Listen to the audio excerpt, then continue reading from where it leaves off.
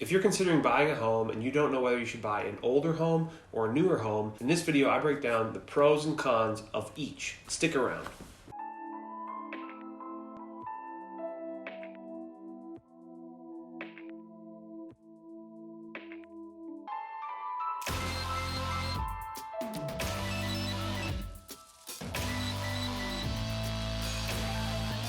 How's it going, y'all? My name is Jesse Lynch. This channel combines two of my biggest passions, which is teaching people about real estate and showing off this amazing place that I live, the Twin Cities. So if anything regarding living, working, playing, eating, sleeping, buying, selling, investing in real estate in the Twin Cities appeals to you, do us both a favor, subscribe to this channel, click the little bell to get notified, and say what's up. This is my cat Sinclair. Oh. This video might be a little bit long, so bear with me. I will try to work through these things rather quickly, and if I breeze over anything too fast, do me a favor and leave a comment and ask for some clarity on that issue. Okay, I'm going to start with the pros of buying a new house. I think that is probably the most obvious thing, so let's dig into the pros of buying a new house. Number one, everything's new, right? Duh, I know, but that's it. That's the biggest reason to buy a new house. Everything's new. You're not dealing with anybody's old carpet or grubby handprints on the paint, right? Brand new house, everything's new. It's yours. It's never been anybody else's. The next big positive for buying a new home is that everything is up to modern code. Building standards have improved greatly over time. I mean, think about electric to houses back in the day. Houses used to burn down all the time because wiring was exposed. It's crazy, but that's true. Now fast forward to 2020, everything is modern and safe, typically a little more livable in its proportions and in its code compliance, and ultimately it's safer. Which brings me to the third thing, which is that very specifically the plumbing, HVAC, and electrical are all new. I know that's so obvious, and I know I already basically said those things, but those are really, really big ticket items that if you have to put new plumbing, new electrical, or new HVAC in a house, that's a big, big chunk of money. So if you're buying an older house that needs those things worked on, that's going to be a lot of money. And now again, because the building standards are better,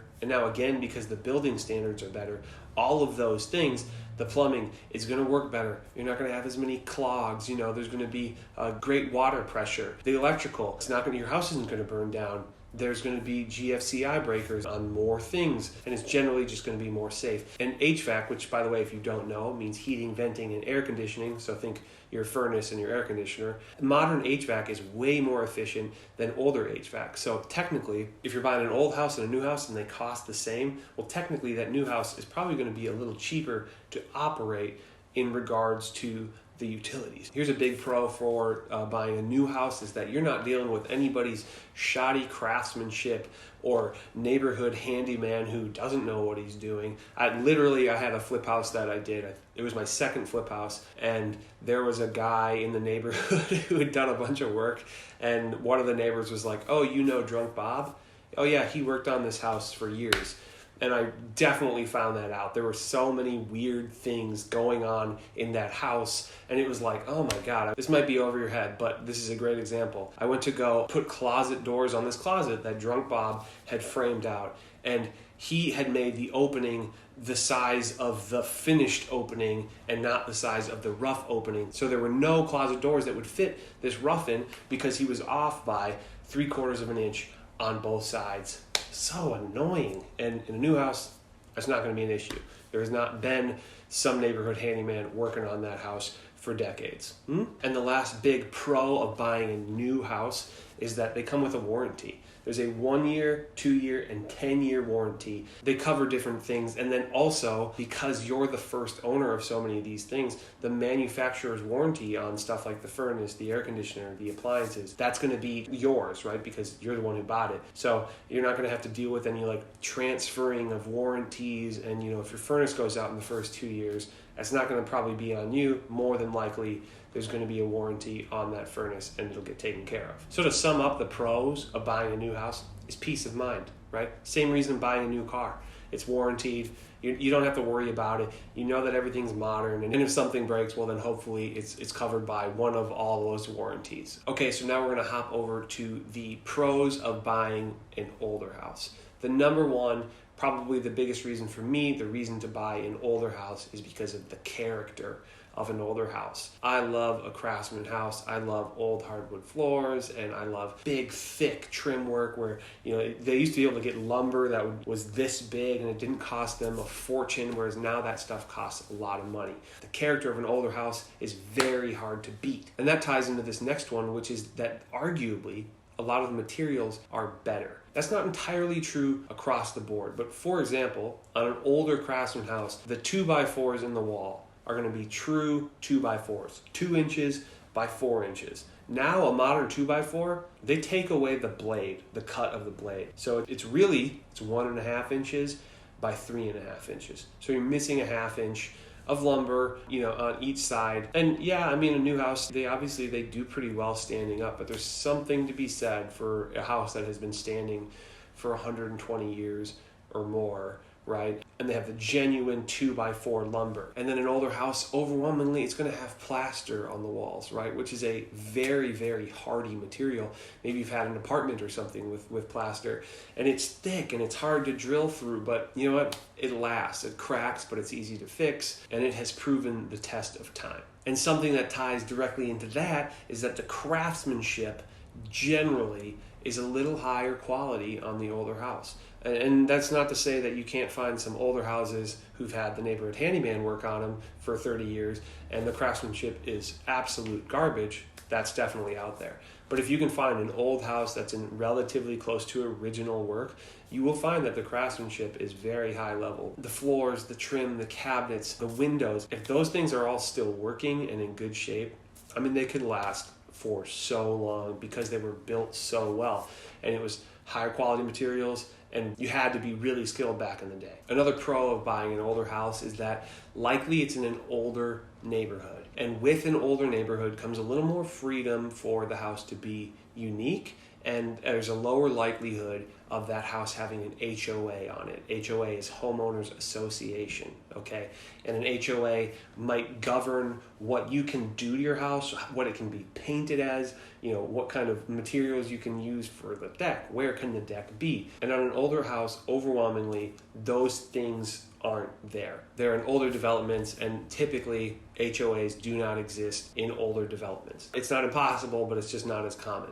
And the final pro of buying an older house, this might seem really obvious, and of course it's not true if you're doing apples to oranges. An older house in a really expensive neighborhood will cost more than a new house in a cheaper neighborhood, but apples to apples, an older house is cheaper. And that brings us directly over to the cons of buying a new house, which number one is that they're more expensive, okay? And again, apples to apples, please, I'm not comparing an old house in Edina to a new house in Farmington, okay, or in Andover or St. Michael, okay? Obviously, neighborhoods are different, but apples to apples, a new house in Lakeville is going to cost more than an old house in Lakeville. I know that's obvious, okay, I do, but don't at me. Okay, the second con of a newer house, in my opinion, is that they are cookie cutter. They look all the same, generally. They have the same kind of siding, the same kind of windows, the same everything, right? The same materials in general on the outside and on the inside. They're generally the same. And now you can buy an older house in a suburb in Minnesota, say like Richfield or Bloomington, and they're going to be, at the time, they were quite cookie cutter. A lot of ramblers, right? You can drive for blocks in Bloomington or Richfield, and you'll only see ramblers, right? And so they were very cookie cutter at the time, but they were built in the 50s, right? And so 70 years has passed. They are no longer cookie cutter. There's a huge variety of materials being used. You can walk in one that has the same floor plan or did when it was originally built, and now it's going to feel totally different just because people renovate. But a new house in a new development generally is going to be, a new house in a new development is generally, they're going to be pretty cookie cutter. And another caveat is that you can buy a new house in an old neighborhood. That does happen. You can build a new house in an old neighborhood, and then you're not really dealing with, the cookie cutter nature of that. But something that you might be dealing with is having this big monster house in this neighborhood of relatively small houses. So that's just up for you to decide. The third con of buying a new house is that very often they're going to have an HOA that is going to have some covenants. If it's not an actual HOA, there's more than likely going to be some covenants. So, and the reason for this is, and the overwhelming reason for this is so that you don't move in and then to try to lower the value of your house to get lower property taxes or something, you don't paint your house fuchsia, right? Generally in these neighborhoods, they want a relatively consistent look, cookie cutter, right?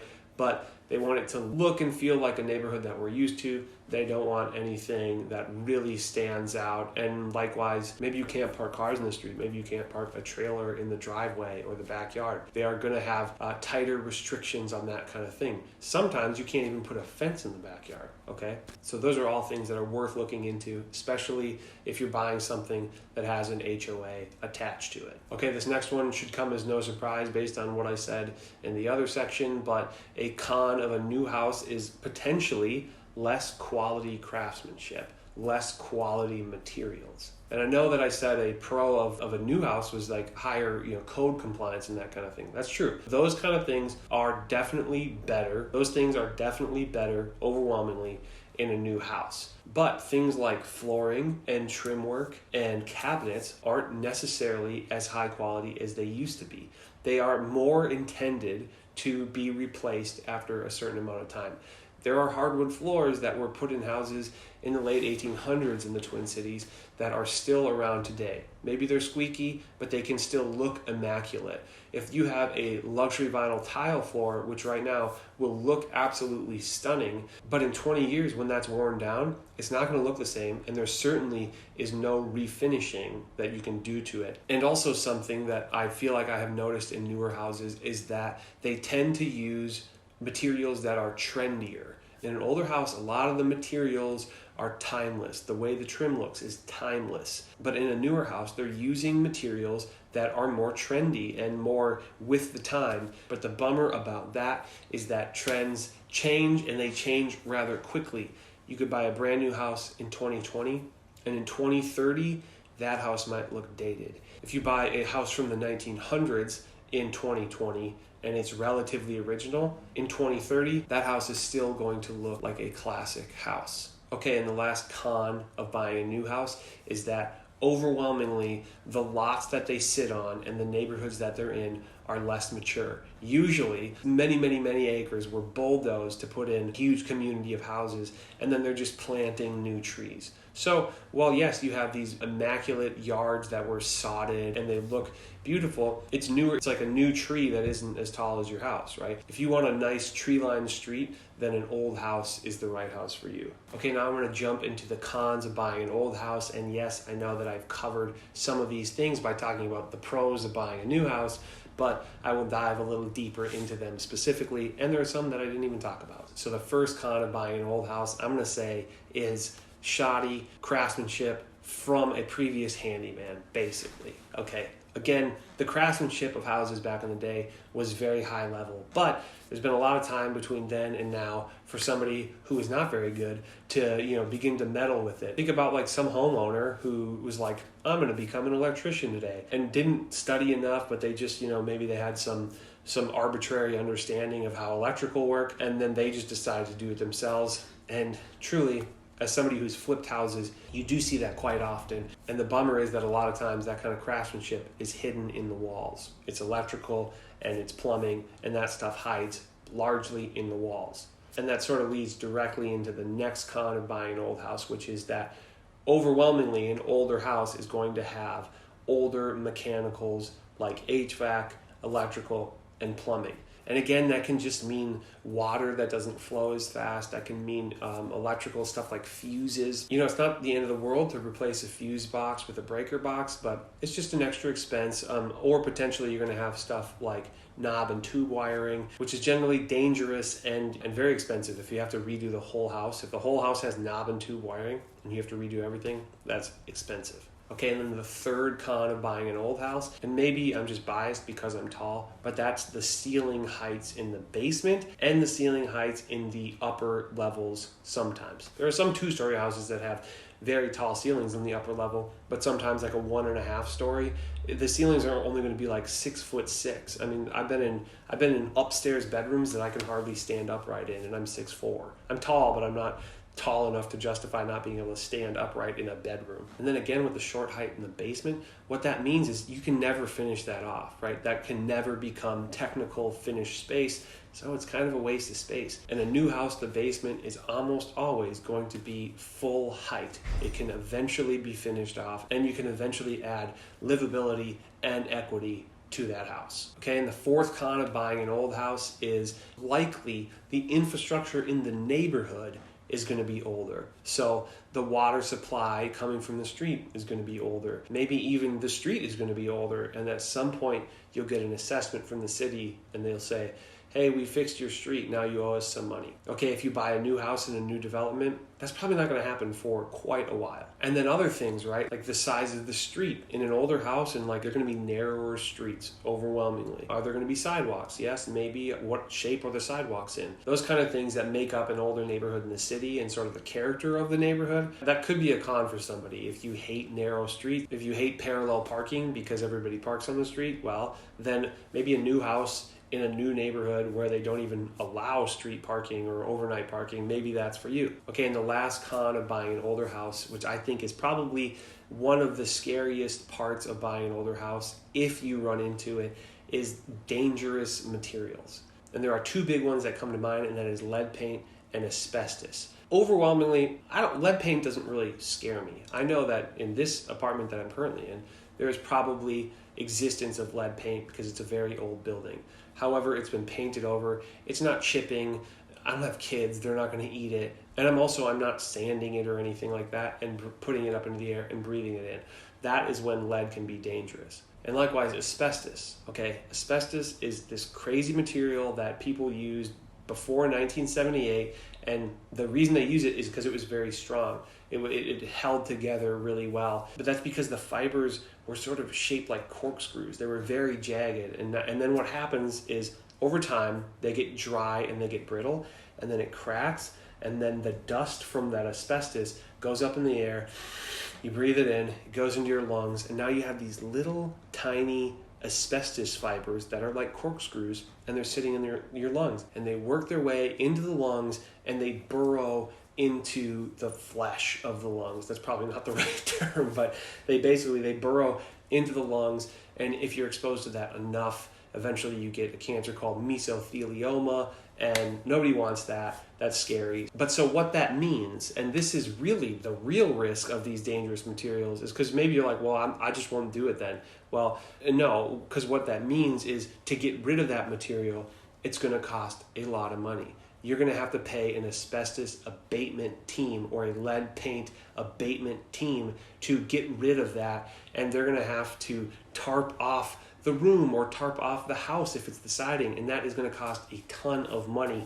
Maybe you thought, we'll just get new siding. That'll be 10 to 20 grand, depending on the size of the house and what you're using. And then the siding people get there and they go, au contraire, this here is asbestos siding, and that's going to be another 10 to 20 grand just to remove that. Okay, so be careful when it comes to that stuff. Don't just poo-poo it. Okay, that is what that is. It is costly, and a house that is full of asbestos material should cost less, in my opinion. It's not necessarily going to, because not every agent, not every person knows what to look for. But it's not necessarily going to cost less because agents and buyers don't necessarily know what to look for in regards to asbestos, okay? So if you hire an inspector, hopefully that inspector will call out, hey, just so you know, this is asbestos material.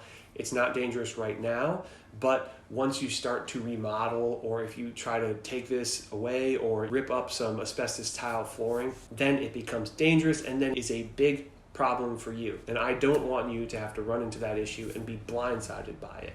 Okay, one thing that you should probably do right now before you do anything else is like this video, leave me a comment, subscribe to my channel, click the little bell to get notified, and for God's sake, if you're looking at buying a house in the Twin City, reach out to me. I got you. I will make everything as smooth of a process as possible. So call me, text me, email me, leave a message on my website, DM me on Instagram and Facebook, write me a handwritten letter if you have to. Thank you so much for watching this. Love you. Bye-bye.